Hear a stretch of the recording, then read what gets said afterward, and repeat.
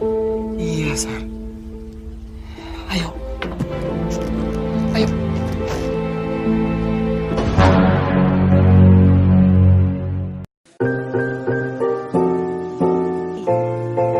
Tentara Belanda diperbolehkan masuk dengan syarat semua orang yang berada dalam gedung keluar tanpa membawa senjata dan dikawal langsung sampai bandara.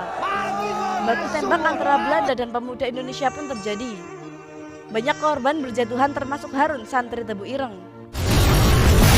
Jika teman-teman belum menonton sesi sebelumnya, silahkan ditonton terlebih dahulu. Kalau kalian gak nonton, gak usah ditonton, tapi alangkah baiknya kalian menonton terlebih dahulu. Pada 7 September 1900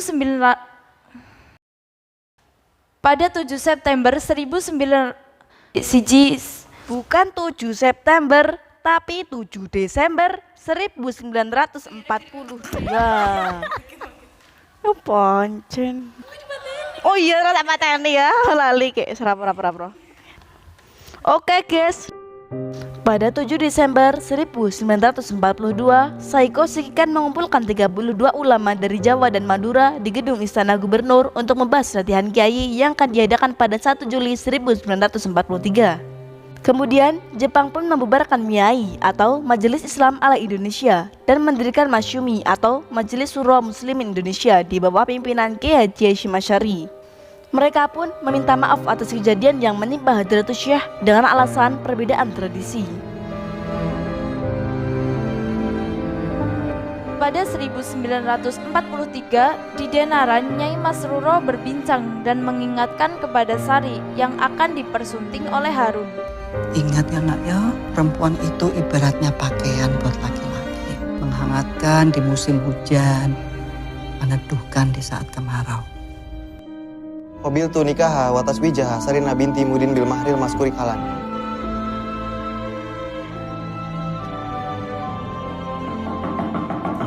Sar, sampean wis sah karo Harun. Akhirnya Harun dan Sari pun sah menjadi pasangan suami istri hari itu juga. Masyumi Goito no Pada akhir 1943 di Tebu Ireng, Jepang membujuk Masyumi untuk membentuk barisan membangun badan barisan melipat gandakan hasil bumi, membuat anggota barisan propaganda membentuk hasil bumi. Kiai Haji Hasyim Asy'ari pun menerima permintaan tersebut tanpa tahu ada kepentingan apa antara Jepang melakukan semua itu. apabila telah bercampur dengan kemaksiatan yang tampak jelas, Roji, maka wajawabuha harus ditolak. Jepang juga meminta para ulama untuk membuat khutbah propaganda memperbanyak hasil bumi yang akan dikhutbahkan di masing-masing masjid setelah sembahyang Jumat. Sedaya kedah ngatah-ngatahaken hasil bumi kita. Dengan melakukan pendekatan keagamaan untuk membuat hati para petani tergugah, bukan karena paksaan seperti menyetil ayat-ayat Al-Quran dan juga hadis tentang memperbanyak Meminta hasil para bumi kiai di dan para setiap mubalik khutbah. untuk mencarikan ayat atau hadis yang isinya tentang pelipat ganda hasil bumi. Kebijakan Jepang untuk melipat gandakan hasil bumi pun mulai menuai protes dari masyarakat Indonesia. Dari sinilah ketaatan Harun terhadap Hadratus Syekh mulai diuji. Tapi rakyat melihatnya berbeda, Yai. Beberapa pemberontakan pun terjadi. Salah satunya di daerah Singaparna, Tasikmalaya, Jawa Barat pada tahun 1944. Pemberontakan ini dipimpin oleh Kiai Haji Zainal Mustafa yang menentang kebijakan tanam paksa tersebut. Itu semua dilakukan oleh Kiai Haji Zainal Mustafa dikarenakan sikap Masyumi yang seakan-akan diam dan menuai pertanyaan dari masyarakat. Kami dari Sumubu akan menuntaskan hal ini.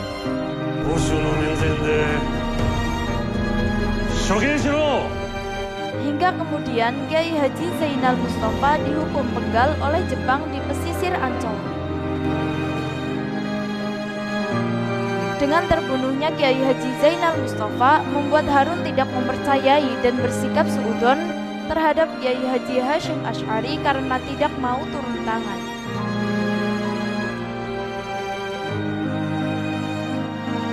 Hal ini juga membuat sebagian besar masyarakat mengira bahwa Masyumi bersekongkol dengan Jepang untuk melipat gandakan hasil bumi. Atas kejadian itu, tentara Jepang menawarkan sebuah kesepakatan kepada Kiai Haji Shimashari untuk menjadi ketua Masyumi sekaligus ketua dari Sumubu atau Departemen Agama. Dan Kiai Haji Shimashari pun menerima tawaran tersebut agar dapat memperjuangkan Indonesia dari dalam. Ini kesempatan agar kita bisa memperjuangkan Indonesia dari dalam. Menurut Kiai Haji Shimashari, dengan masuknya beliau ke Sumubu akan dapat mengambil kebijakan yang tidak merugikan rakyat dan tidak akan terulanginya peristiwa Zainal Mustafa. Dengan satu syarat, yakni beliau tetap di Tebu Ireng dan tugas Menteri Agama di Jakarta akan diwakilkan oleh putra sulungnya yaitu Gus Wahid Hasyim. Bapak akan tetap di Tebu Ireng.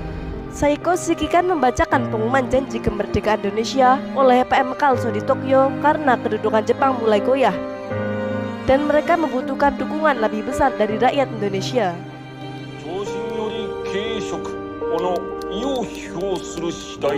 Saiko pun meminta agar pemuda-pemuda Indonesia masuk ke dalam Heiho atau tentara pembantu Jepang. Pemuda-pemuda Indonesia untuk masuk dalam Heiho.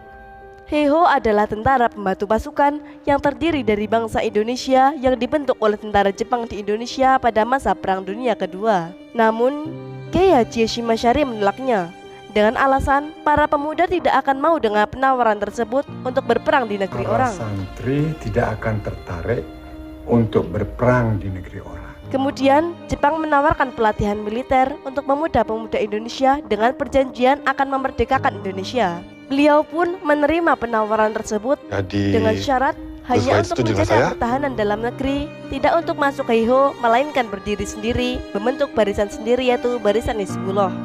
Ya, membentuk barisan sendiri, Yaitu Barisan Hizbullah. Kemudian, atas perintah Kiai Haji Shimashari, Gus Wahid Hasyim memerintahkan kepada Departemen Agama untuk menyebarluaskan berita pembentukan Laskar Hizbullah ke setiap pesantren-pesantren. Setidaknya ada 4 atau 5 santri dari setiap pesantrennya.